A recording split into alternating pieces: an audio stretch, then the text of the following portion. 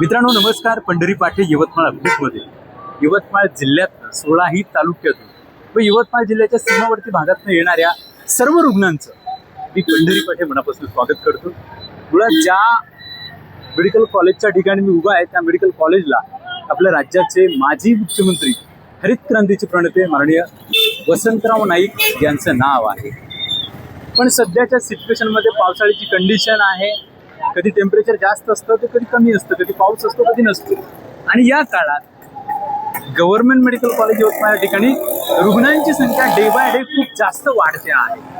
प्रशासन या रुग्णांची सोय करण्यामध्ये कुठेतरी कमी पडतंय आणि इतरही महत्त्वाचे विषय आहेत. आज मेडिकल कॉलेजच्या इन फ्रंटला रुग्णांच्या महत्त्वाच्या मागण्यांच्या संदर्भाने व गव्हर्नमेंट मेडिकल कॉलेज यवतमाळ या ठिकाणी झालेल्या कथित भ्रष्टाचाराच्या संदर्भाने मंगेश भगत राहणार उमरसरा यवतमाळ ते उपोषणासाठी बसलेले आहेत. मंगेश भाऊ, पहिला प्रश्न हा आहे, तुम्ही जे बॅनरमध्ये काही डॉक्टर लोकांचे नाव लिहिलेले आहेत त्यामध्ये डॉक्टर देशपांडे असतील, डॉक्टर मदनकर असतील किंवा प्रशासकीय सेवेमध्ये काम करणारे इतर काही लोक असतील, बरोबर आहे. आपण जे आरोप करताय मला वाटतं हे तुमचं तिसऱ्यांदा उपोषण आहे. खरंच हे आरोप त्याला काही तथ्य आहे का? आहे ना, 100% तथ्य आहे ना. मी डॉक्टरचा हलगर्जीपणासाठी 3 वर्षापासून सतत तिसरं उपोषण आहे माझं इथे. मी डॉक्टरांना एकच गोष्ट सांगतो की तुमच्या हलगर्जीपणामध्ये नुकसान झालं, तुम्ही मला ते नुकसान दुरुस्त करून द्या. तुम्ही डॉक्टर आहात. मी त्यांच्यावर उपस्थित प्रश्न करतो की आपण या ठिकाणी सुपर स्पेशालिस्ट मध्ये 155 कोटी रुपये खर्च करून आपण सुपर स्पेशालिस्ट बनवली की रुग्ण सेवा व्हावी म्हणून. पण त्यांनी आजही मला एक टेस्ट नाही देऊ शकत. इथे एका टेस्टसाठी मला नागपूरला जायला फोर्स करताय, एक टेस्ट. आणि त्याच्यानंतरही त्याचा मला निकाल लागणार नाही की मला काय होईल, की माझा पाय कापावा लागेल की माझा हात कापावा लागेल. अशी त्यांची प्रॉपर ट्रीटमेंट कोणतीच नाही आहे. प्रशासकीय सेवेत म्हणल्यानंतर शासन जो निधी त्यांना देण्यात येते, जसं ब्लड बँक नूतनीकरणाचा विषय झाला, हा गोर गरीब जनतेला रक्ताची सेवा मिळावी म्हणून निधी आहे. तर त्याच्यामध्ये काही लोकांनी जसं 1,37,00,000 रुपयाचा भ्रष्टाचार केला. त्या भ्रष्टाचाराचा मी 1 वर्ष 1.5 वर्षाहून पाठपुरावा करतो, पण कोणीही प्रशासकीय सेवेत याला कोणत्याही प्रकारचा निकाल देत नाही किंवा कारवाई करत नाही कोणत्याही प्रकारची. डॉक्टर देशपांडेंबद्दल यवतमाळमध्ये जेव्हा चर्चा होते तेव्हा ते चांगले सर्जन आहेत, बिलकुल चर्चा होते. बिलकुल आपण त्यांच्यावरती काहीतरी मला वाटतं ॲट्रॉसिटीच्या अंतर्गत गुन्हा दाखल करावा ही मागणी करताय. नेमकं काय प्रॉब्लेम आहे त्यांचा? कसं आहे, त्याच्यावरती ॲट्रॉसिटी मी दाखल त्यांना करायला विनंती सुद्धा काही डॉक्टरांच्या माध्यमातून विनंती सुद्धा केली मी त्यांना की अमोल देशपांडे सारखे डॉक्टर नाही आहे. पण ऍक्च्युअली कसं आहे, त्यांच्याविषयी माझ्या मनात चांगली भावना आहे, पण त्यांच्या मनात माझ्याविषयी काय भावना आहे हे व्यक्त करताना मला एक खंत वाटते की त्यांची एवढीशी त्यांना हलगर्जीपणा जो केला त्याच्यात त्यांना एवढीशी खंत नाही की एखाद्या शासकीय रुग्णालयामध्ये आपण ऑपरेशन करतो आणि हलगर्जीपणा झाला तर ती दुरुस्त करावी हीच आपली अपेक्षा असते. पण त्याने या अपेक्षेवर आतापर्यंत मला कोणताही न्याय दिला नाही. माझा पाय आज या ठिकाणी निकामी झालेला आहे. त्याच्यावर मी आज 15 दिवसापासून ऍडमिट आहे या ठिकाणी. मला रक्त पातळ करण्याचे 16 इंजेक्शन देण्यात आले आहे. पण त्या 16 इंजेक्शन पैकी मला त्याचं फूड पॉयझन होऊन राहिलेलं आहे पूर्ण माझ्या शरीरावर. आजही माझी प्रकृती ठीक नाही आणि आजही मी या ठिकाणी उपोषणाला बसून माझ्या मागण्या हेच राहील की ह्या 2 डॉक्टरवर ॲट्रॉसिटी दाखल करण्यात यावी आणि भ्रष्टाचार ब्लड बँक नूतनीकरणात भ्रष्टाचार करणाऱ्या अधिकाऱ्यावर तात्काळ भ्रष्टाचाराचे गुन्हे नोंदवण्यात यावे आणि संगनमत करणाऱ्यावर सुद्धा गुन्हे नोंदवण्यात यावे. आपण दिव्यांगांसाठी काम करता. हा, अपंगाचे फार प्रश्न आहेत. प्रहार संघटनेच्या माध्यमातून आपण यवतमाळ जिल्ह्यामध्ये कार्यरत आहात. काय सांगाल? प्रहार दिव्यांग मागण्या रास्त आहेत का असं वाटतं? हे जे यांचं जे उपोषणाला बसले, मी प्रहार दिव्यांग संघटना जिल्हा अध्यक्ष संदीप कोल्हे यवतमाळ. तर जे हे उपोषणाला बसलेले आहे हे अगदी बरोबर आहे. कारण अशीच माझ्यावर बी बऱ्याचशा दिव्यांगाच्या तक्रारी आलेल्या आहे. असंच झालेलं आहे, याच्या आधी सुद्धा झालेलं आहे.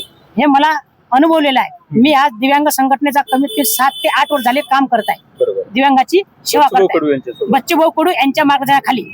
कारण एकमेव बच्चूभाऊच दिव्यांगासाठी काम करणारे पहिले आमदार महाराष्ट्रातले आहे. त्यांनी पहिलं भारतातलं दिव्यांग मंत्रालय घेतलेलं आहे. हा, त्याच्यामुळे आम्ही 600 रुपये पगार होता, आज 2,500 झाला. हे बच्चूभाऊमुळे झालेला आहे. त्यामुळे आम्ही सर्व यवतमाळ जिल्ह्यातीलच नाही तर पूर्ण महाराष्ट्रातील दिव्यांग बांधव आम्ही बच्चे भाऊ सोबत आहे. तर हे जे उपोषणाला बसलेलं आहे भाऊंचं अगदी बरोबर आहे. त्यांना आम्ही आज इथे भेट देण्याकरता आलेलो आहे. काय सांगाल? मी लक्ष्मण पाटील, सोशल ऍक्टिव्हिस्ट आहे आणि जिथे कुठे अन्याय होतो त्या ठिकाणी मी पोहोचत असतो. तर यांनी माझ्याकडे जे विषय सांगितलेले आहे आणि त्यांच्यामध्ये तथ्य आहे त्या विषयामध्ये, तसं त्यांच्या हलगर्जीपणामुळे त्यांचा पाय आज निकमी होऊन राहिला. आज त्यांना 50% दिव्यांगाचं त्यांना सर्टिफिकेट सुद्धा डिपार्टमेंटने दिलेलं आहे मेडिकलवाले. तर एका व्यक्तीला जर एवढा मोठा जर आपल्या चुकीच्या ट्रीटमेंटमुळे जर त्याच्यावर एवढी मोठी पाळी येत असेल तर त्याची खंत त्यांनी ते व्यक्त करायला पाहिजे आणि त्यांची जिम्मेदारी आहे. जसं त्यांनी त्यांच्यावर तो अन्याय केला तर तो अन्याय दूर करण्यासाठी त्यांनी तत्परता दाखवायला पाहिजे होती. ते कुठेतरी दाखवताना दिसत नाही. परत त्यांनी जे ट्रीटमेंट घेण्यासाठी नागपूरला जा, तुम्ही सेवाग्रामला जा, म्हणजे 155 करोड तुम्ही जर या ठिकाणी खर्च करत असाल आणि त्याचा जर उपयोग लोकांना होत नसेल किंवा ट्रीटमेंट मिळत नसेल तर ते कुठेतरी त्याची दखल घ्यायला पाहिजे. म्हणजे 155 करोड रुपये हा पाण्यामध्ये गेल्यासारखा विषय आहे ना. दिव्यांग म्हणून मी तुमच्या भावना समजू शकतो. खरोखर त्या भगत भाऊ जे आता बसले आहे उपोषणाला त्याची रास्त मागणी आहे आणि खरोखर असे भ्रष्टाचार वगैरे होईल आणि आम्ही प्रहार संघटनेच्या माध्यमातून बच्चूभाऊकडे आम्ही हे पाठपुरावा करू. त्यांचा पण आमच्या उपोषणाला पाठिंबा देऊ. या ठिकाणी दिव्यांग महिला सुद्धा आहेत. काय सांगाल? मी दोघं पण आम्ही अपंग आहे. माझं नाव आहे कलावती संतोषराव भोये, खरडगाव राहणार आणि माझी मिस्टर पण अपंग आहे. माझे बच्चे भाऊन 500 रुपयापासून 2,500 रुपये पगार केला. मी त्याच्या आभारी आहे. मी खूप आभारी आहे.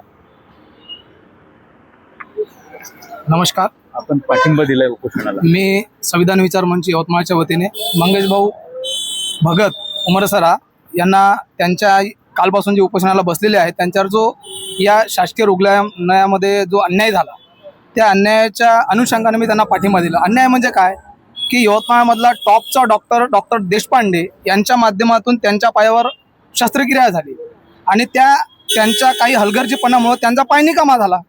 त्यांची रास्त एवढी मागणी का मंगेश भगत आहे म्हणून त्याचा पाय निकामी झाला का आणि तुम्ही देशपांडे आहे म्हणून त्याचा पाय निकामी केला का आणि मग ॲट्रॉसिटी त्याच्यावर लागली पाहिजे. तुमचं नाव एवढं मोठं आहे परंतु रुग्ण तुमचा आज तुमच्या हलगर्जीपणामुळे त्याचा पाय गेला ना, मरणावस्थेमध्ये आज मरणावस्था आहे ना, त्यांना उपोषणाला बसावं लागत आहे. 155 कोटीचं मल्टी स्पेशालिटी हॉस्पिटल आहे आणि टेस्टसाठी तुम्ही नागपूरला आणि मुंबईला पाठवता.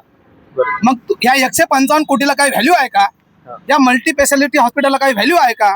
काहीच व्हॅल्यू नाहीये. आणि एक मंगेश भगत आहे म्हणून तुम्ही त्याच्यावर अत्याचार करता, मग ही अॅट्रॉसिटीज आहे ना, जातीवादच आहे ना. ते मंगेश भगत आहे म्हणून जातीवाद आहे ना आणि हा जातीवाद आहे म्हणून अॅट्रॉसिटी लागली पाहिजे. शैलेश भाऊ, शिवसेनेमध्ये सध्या तुम्ही कार्यरत आहात. कलाम कम्युनिटी मधलं मोठं नाव तुमचं आहे. बिलकुल. सन्मान्य पालकमंत्री संजय राठोड यांच्या आपण निदर्शनाची बाब आणून देणार आहात का, एक कार्यकर्ता म्हणून, पदाधिकारी म्हणून? हो ना. खरंच निंदी वस्तीमध्ये उपोषण करते तिथं भगत साहेब जे बसलेले आहेत, खरंच दुर्दैव अवस्था आहे की या जिल्ह्यामध्ये चांगल्या पद्धतीनं जर GMCला काम होत नसल आणि जबाबदार जे आहे तिचे डॉक्टर देशपांडे म्हणा किंवा मदनकर म्हणा किंवा येडसीकर यांनी जे शस्त्रक्रियाच्या माध्यमातून त्या उपोषणकर्त्याची जर त्यांची जबाबदारी जर घेत नसल तर खरंच या जिल्ह्यामध्ये कुठेतरी हलगर्जीपणा ही दिसून पडलेली आहे. म्हणून मी शासनाला सांगू इच्छितो, इथच्या सरकारला सांगू इच्छितो की बा उपोषणकर्त्याचा तुम्ही समाधान करा, इथे त्यांना भेट द्या आणि त्यांचं तुम्ही सात्वन करा. पालकमंत्री संजय राठोड यांच्या समोर हा आपण मुद्दा उपस्थित करणार का? हा, बिलकुल. मी प्रत्यक्ष साहेबाशी पालकमंत्री भेट घेऊन उपोषणकर्त्याची मी एक जबाबदार व्यक्तिमत्व म्हणून मी भाऊशी चर्चा करतो. याच्यावर त्यांना सांगायचा प्रयत्न करतो की बा इथं भगत साहेबाचे जो अन्याय झालेला आहे त्याच्यावर तुम्ही तो वाचा फोडा आणि विशेष म्हणजे तुम्ही रुग्णसेवक म्हणून स्वतःहून इथं काम केलेलं आहे आणि तुम्ही जिथे सेवा केली या GMCला म्हणून त्याच गोष्टीला मध्यनजर धरून तुम्ही त्यांना न्याय देण्यात यावं अशा पद्धतीने आपली मागणी. मित्रांनो, अशा भावना उपोषणकर्त्याला पाठिंबा देणाऱ्या नागरिकांच्या आहेत आणि रास्त मागणी आहे. ज्यांनी अन्याय केला त्यांच्यावरती कारवाई झाली पाहिजे, ज्यांच्यावरती अन्याय झाला त्यांना न्याय मिळाला पाहिजे, ही मागणी मी स्वतः पंढरी पाटे यवतमाळ अपडेटच्या माध्यमातून शेतकरी चळवळीच्या वतीनं करतो. थांबतो. पंढरी पाटे, यवतमाळ अपडेट.